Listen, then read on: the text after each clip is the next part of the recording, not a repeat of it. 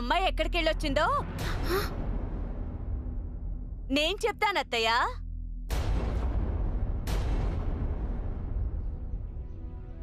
చిన్నరాణి గారు ప్రణామాలు.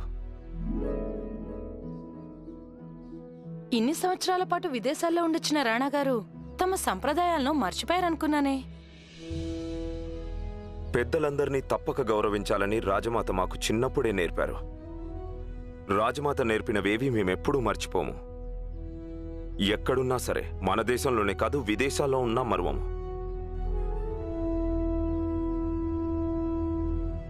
మమ్మల్ని స్వాగతించరా రాజమాత? తప్పకుండా రాణాగారు, కానీ ముందు మేం వాస్తవం ఏంటో తెలుసుకోవాలి. భాను! అది రాణాగారు విచ్చేయగానే వారి కారులో ఒక బాంబు పేలింది. తర్వాత వారి బగ్గిపై ఎవరో పూలకుండి విసిరారు. దాంతో గుర్రాలు బెదిరిపోయాయి. రాణాగారు గుర్రాలను వశంలోకి తీసుకుని రావడంతో చాలా పెద్ద ప్రమాదం తప్పింది. అసలిదంతా ఎలా జరిగింది? దివాన్ గారు ఎక్కడున్నారు? దివాన్ గారు! కంగారు పడద్దు రాజమాత. మరణం మాతో కేవలం దోబూచులాట ఆడుతోంది. మేము దాన్ని గుండెలకు హత్తుకోవాలని ఎంతగా ప్రయత్నించినా అది మమ్మల్ని వరించడం లేదు. ఇవిగో పుస్తకాలు. మీ కనపడకుండా మీ అమ్మాయి రేయింబవళ్ళు ఇవే చదువుతూ ఉంటుంది. అత్తయ్య గారు, ఈ పుస్తకాల్లో ఉండే అక్షరాలు ఎంతో మంది జీవితాల్ని భ్రష్టు పట్టించాయి. గాయత్రికి ఇవి తప్ప వేరే జాస లేదు. పరిసరాలను మర్చి ఏవో కలల్లోకంలోకి వెళ్ళిపోతుంది. ఈ పిచ్చేమిటో అర్థం కావడం లేదు. అసలేం సాధిద్దాం అనుకుంటున్నావే పుస్తకాలన్నీ చదివి? తీసుకెళ్ళండి, వీటిని తీసుకెళ్లి పారేయండి. కానీ అమ్మా, కానీ గిని ఏం లేదు. నేను చెప్పానంటే అంతే. ఇక పుస్తకాల జోలికి వెళ్ళడానికి వీల్లేదు.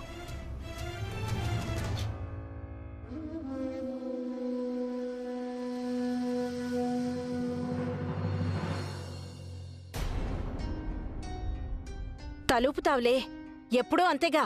అదేదో నేను చెప్పినట్టుగానే వినేట్టు. నీ వేషాలు నాకు బాగా తెలుసు. ఈ చెవితో వింటావు, ఆ చెవితో వదిలేస్తావుగా.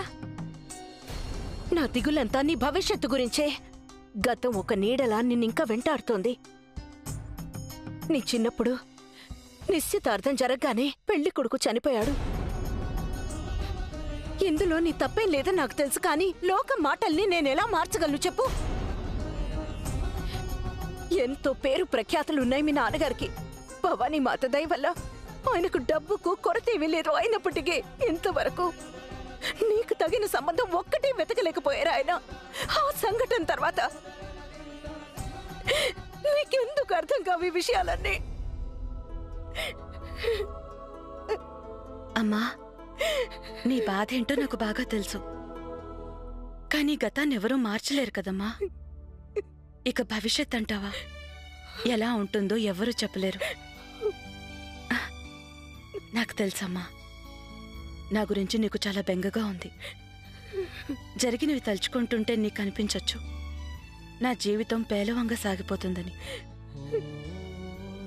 కానీ అమ్మా, జీవితంలో ఆనందాలు మనల్ని వెతుక్కుంటూ వస్తాయి.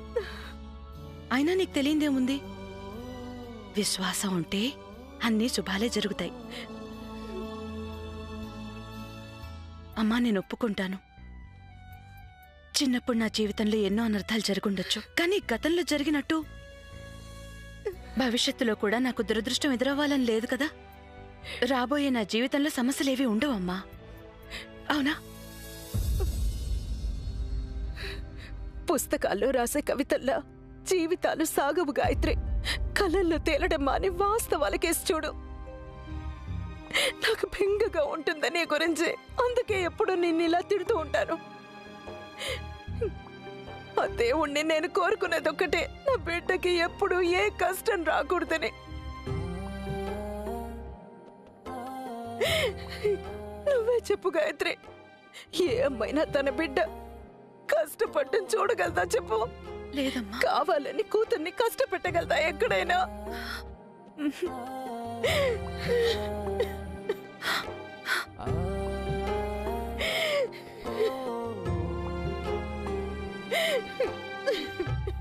గత 6 ఏళ్లలో రాణాగారు చాలా మారిపోయారు యశోద.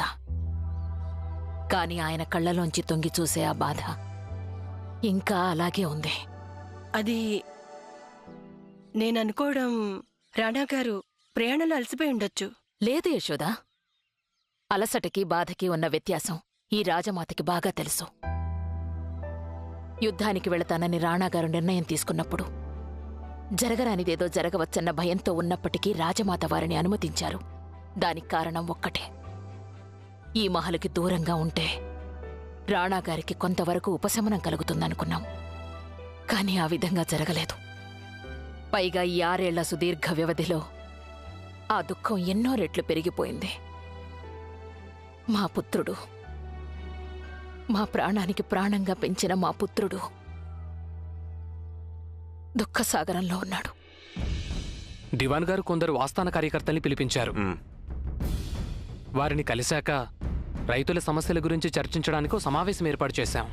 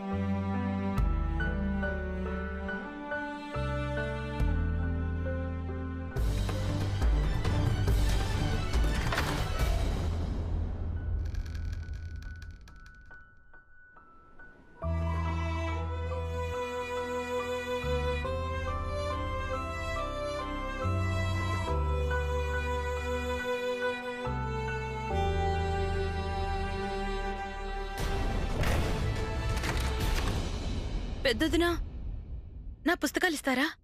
అరే, ఆ పుస్తకాలు నా దగ్గర ఉంటే కదా నీకు ఇవ్వడానికి. చూడు, లేవు. అదేంటి, ఇందాక మీ చేతుల్లోనే ఉన్నాయిగా, ఇవ్వచ్చు కదా నా పుస్తకాలు. చెప్పాను కదా అవి నా దగ్గర లేవని. వెతుక్కో, ఎక్కడున్నాయో. అవే మాటలు పెద్దదినా. వెతుక్కో వెతుక్కో, దొరికాయా? నువ్వెంత కష్టపడ్డా లాభం లేదులే. ఆ పుస్తకాలు నీకిక్కడ దొరకవుగా. అయితే చిన్నదినా, మీరే చెప్పొచ్చు కదా. నా పుస్తకాలు చిన్నదినా, నా పుస్తకాలు. పుస్తకాలు కావాలా నీకు? అమ్మ అంతగా తిట్టినా సరే కావాలా నీకు? చిన్నదినా, నా పుస్తకాలు ఇవ్వండి. చిన్నదినా, పెద్దదినా, నా పుస్తకాలు ఇవ్వండి. పుస్తకాలు నీకిచ్చేస్తే మాకేమిటి లాభం? అయ్యో చెల్లి, వీటి కోసం తన ప్రాణం ఇమ్మన్నా వెంటనే ఇచ్చేస్తుంది. అయినా పాపం ఈ గాయత్రి దగ్గర పుస్తకాలు తప్ప ఇంకేమున్నాయని. పెద్దదినా, ఇవి లైబ్రరీ పుస్తకాలు, వాళ్ళకి ఇచ్చేయాలి. ఇవ్వండి. ఉచితంగా ఏది దొరకదు గాయత్రి రాణి. ధర చెల్లించుకొని పుస్తకాలు తీసుకెళ్ళు. అయినా గాయత్రి, అంత పెద్ద సేటుగారి ఏకైక కుమార్తెవు నువ్వు.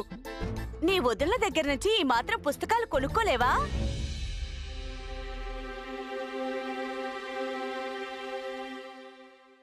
సరే అయితే, డబ్బే కదా కావాలి. నేను సేట్ గోవిందాస్ గారి కుమార్తెని, ఏకైక కుమార్తెని. నేను ప్రేమించే పుస్తకాల కోసం నేనేదైనా చేయగలను. చూద్దురు గాని.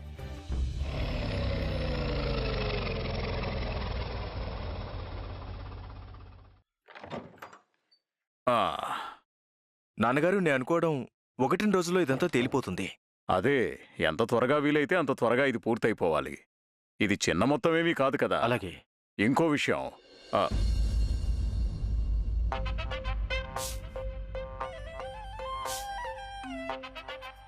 అంత తొందరే ఉంది నాన్నగారు. ముందు మీ అమ్మాయికి ముడుపు చెల్లించండి. ఏం కావాలట మా చిట్టి తల్లికి? సరే, ముందు చెప్పండి. మీకు నేనంటే ఎంత ఇష్టమో చెప్పండి. అదేంటి, ఇది నేను చెప్పుకోవలసిన విషయమా? చెప్పొచ్చు కదా. మా అమ్మాయి నా ప్రాణంతో సమానం. అంతే కదా. అయితే ఇప్పటికెప్పుడు మీ దగ్గర ఎంత డబ్బున్నా సరే వెంటనే ఆ డబ్బు మొత్తం నా కొంగులో వేయండి. అరే, ఆ, ఇదేంటి? ఆ, ఇది చాలా పెద్ద మొత్తం. ఏది పెద్ద మొత్తం? నేనంటే మీకెంత ఇష్టమో దానికంటే ఈ డబ్బే మీకెక్కువ? కాదు కాదు, నేను చెప్తున్నది ఏమిటంటే ఈ లోకంలో ఏ వస్తువుతో పోల్చి చూసినా సరే మా అమ్మాయి విలువే నాకెక్కువ. కదా? ఇవేంటమ్మా, ఇవి కేవలం కాగితం ముక్కలు. అయితే ఆలస్యం దేనికి? ఇందా, ఇవి కూడా తీసుకో.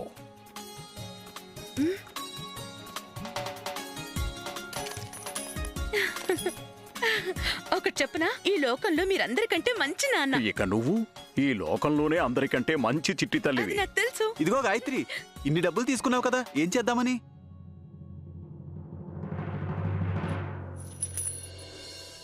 ఈ పుస్తకాలు ఇచ్చినందుకు ఇంత పెద్ద మొత్తమా? పెద్దదినా? మీకు తెలుసుగా, ఈ గాయత్రి తన పుస్తకాల కోసం ఏమైనా చేస్తుంది. దీనికి పూర్తిగా పిచ్చి పట్టింది. అరే అసలు ఏముంటుందని ఈ పుస్తకాల్లో?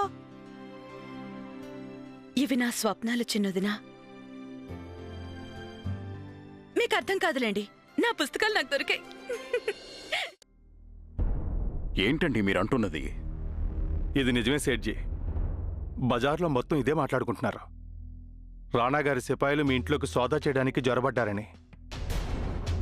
దీని ప్రభావం మీ వ్యాపారం మీద తప్పకుండా పడుతుంది. ఏళ్ల తరబడి మీరు కష్టపడి సంపాదించిన పేరు కూడా పాడు కావచ్చు. అంతే, ఈ మాట చెప్పడానికి ఇలా వచ్చాను. వెళ్ళొస్తాను. ఖుదా హాఫీజ్. మీకు ఈ విషయం గురించి ముందే తెలుసా? ఈ రాజ్యంలోని అన్నింటికంటే పెద్ద 5 ధాన్యం గిడ్డంగులకు యజమానిని నేను. కలకత్తాలో మాతో వ్యాపారం చేస్తున్న దుకాణాలు మొత్తం 500 ఆ వ్యాపారులందరికీ ఎంతో గౌరవాభిమానాలు ఉన్నాయి మేమంటే. అంతేకాదు, రాజవంశపు జమా ఖర్చులు కూడా మేము వాళ్ళకిచ్చిన రుణంతోనే సాగుతున్నాయి. వాళ్ళకిన్ని దమ్ములా వచ్చి మా ఇంటినే సోదా చేస్తారా? అయితే అయ్యుండొచ్చు వాళ్ళు రాజులో మహారాజులు, పోతే అవి నామమాత్రానికే. నిజానిజాల్లోకెళ్తే ఈ రోజు ఆ రాజ్మహల్ ఈ సేట్ గోవిందాస్ ఇచ్చిన రుణాల వల్లే నిలిచి ఉంది. నేనే కనుక నా సహకారం మానుకున్నానంటే ఇప్పుడు చూపించమనండి వాళ్ళ డాబులు దర్పాలు ఎలా ఉంటాయో. మనపై గోవింద్ సేట్ ఇచ్చిన రుణాల భారం ఉంది రాజమాత. అందుకే మనం అతనితో గొడవ పడలేం. మన భటులు ఆయన బంగళాకెళ్ళి దురుసుగా ప్రవర్తించారని విన్నాను. దాని ప్రభావం ఉండక మానదు కదా. అది కేవలం రుణమే కదా దివాన్ గారు, వడ్డీతో సహా తిరిగిచ్చేద్దాం. సమస్య రుణం కాదు రాజమాత. ఇప్పటి వరకు ఈ రహస్యం తమరికి, నాకు, గోవింద్ సేట్ గారికి మాత్రమే తెలుసు. రుణాలతో ఇంతవరకు మన భుజాలు మాత్రమే వంగిపోయాయి. ఈ విషయం మరెవరికైనా తెలిసిపోయిందంటే ఈ రాచరికానికి తలవంపు కూడా రావచ్చు. అలాంటిదేమీ జరగదు దివాన్ గారు. రాణా గారు తిరిగొచ్చేశారు. వారు ఇవన్నీ నిభాయించుకుంటారు. మా హోదాతో పోల్చి చూస్తే సేట్ గోవిందదాసు స్థాయి ఎందుకు పనికిరాదు. గల్లాపెట్టెలో డబ్బుంటే మనిషి ధనవంతుడనిపించుకోవచ్చు. కాని రాజకుటుంబానికున్న రాచరికం, హుందాతనం, దాని సంస్కారం వంశానుగతంగా లభిస్తాయి. వారికున్న ఆ రాజ్మహల్ మొత్తం అమ్మేసినప్పటికీ వాళ్ళు నేనిచ్చిన రుణాన్ని వడ్డీతో సహా ఎన్నటికీ తీర్చలేరు గుమస్తా గారు. వాళ్ళు చూపించే ఆ డాబులు దర్పాలన్నీ బూటకాలు, లోపల సరుకేమీ లేదు. లోకానికి చూపే పై మెరుగులు. మీరు ఆవేశపడకండి అయ్యగారు. వాళ్ళు మీకు రుణపడ్డారన్న విషయం ముమ్మాటికి నిజం. కానీ ఇది కూడా మర్చిపోకూడదు, వాళ్ళు మన పాలకులు, రాజులు. లేదు గుమస్తా గారు, కాలం మారిపోతోంది. రాచరికాలకు కాలం చెల్లిపోతోంది. ఇప్పుడు రాజులు, మహారాజులు ఏమంత బలవంతులు కారు. అది గతంతో పాటు అంతరించిపోయింది. ఇప్పటి పరిస్థితులు ఘోషిస్తున్నది ఒక్కటే. ఆ రాజమహల్లో ఉన్నవారందరూ నిద్ర మేల్కొని వాస్తవ ప్రపంచంలోకి రావాలి. అలాగే వారి అవసరానికి ఆదుకున్న వారిని ఉచిత రీతిన గౌరవించడం నేర్చుకోవాల్సి ఉంటుంది.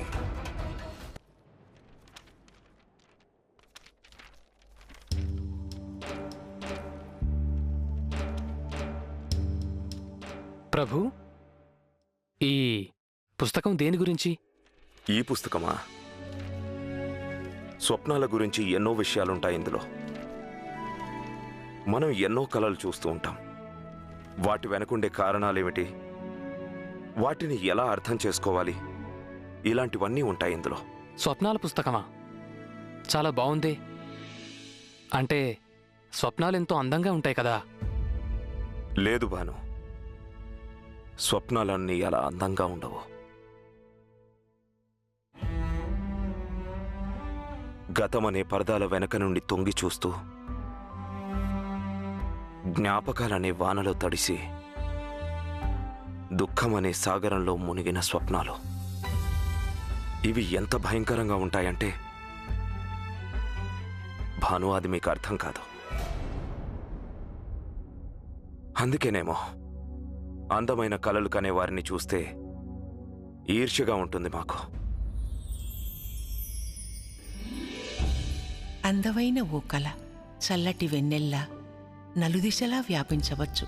అది అల్లంత దూరాన ఉన్న పొలాలలో గాలికి ఊగుతున్న పూల మొక్కల్ని లేదా నిశ్చలంగా నిలబడ్డ వృక్షాల కొమ్మల్ని స్పృశించవచ్చు.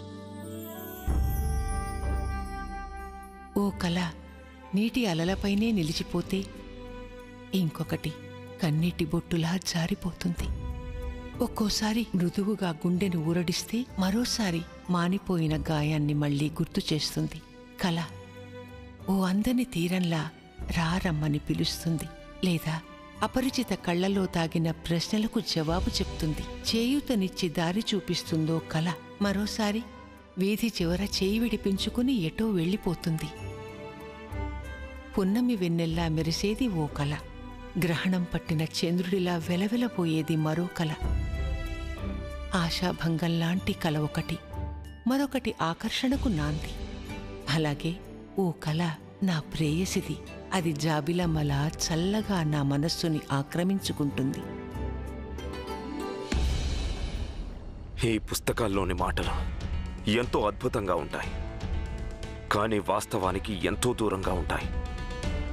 అసత్యం, ఒక్కొక్క వాక్యంలో అసత్యమే ఉంది, అర్థం పర్థం లేదు.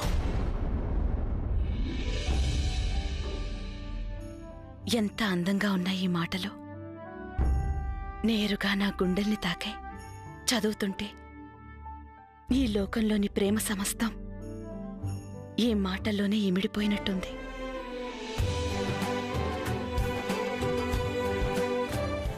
रघुपति राघव राजा राम पतित पावन सीताराम ईश्वर अल्लाह तेरो नाम सबको सन्मति दे भगवान ईश्वर अल्लाह तेरो नाम सबको सन्मति दे भगवान रघुपति राघव राजा राम पतित पावन सीताराम.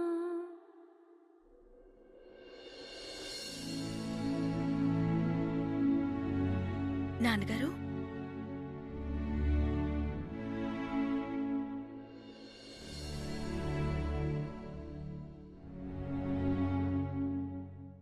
చూస్తుంటే రాత్రంతా నిద్రపోయినట్లేదు.